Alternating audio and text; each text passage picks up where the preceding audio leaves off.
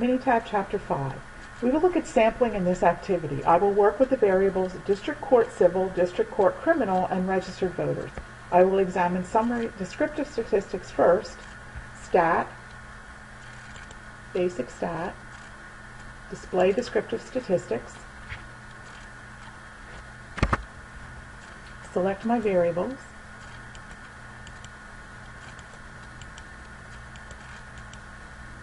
select my statistics. Here's the output. Let's get an idea of the distribution for District Court Civil. We'll create a dot plot.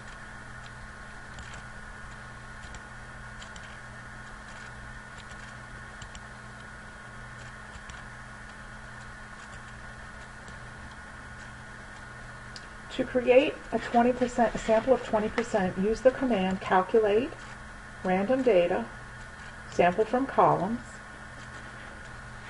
We're going to select 20 rows to sample, 20 rows because the data set has 100 rows, from District Court Civil, and I'm going to store those in column C80.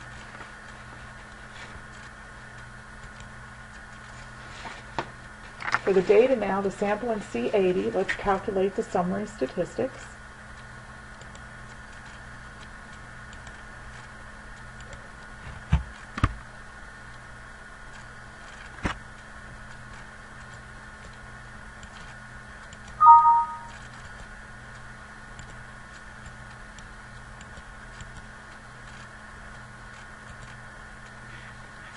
Let's compare the mean of the sample.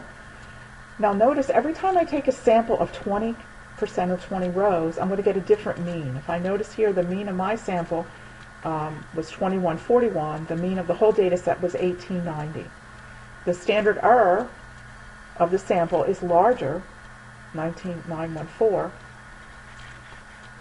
And notice also, if I take the sample, the whole population mean of 1890 and add one standard error, I will nearly capture the mean of the sample. Notice the variation of a variable affects the sample's accuracy. The accuracy depends on the sample size and the confidence. We can use the empirical rule to compare the mean of the full data set to the mean of the sample. Use the standard error to determine the approximate 95% confidence interval, plus or minus 2 standard errors.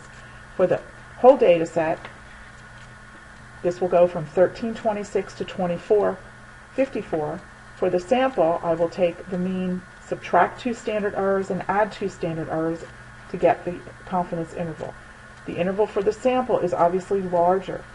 Which interval is more accurate? Which interval is more precise?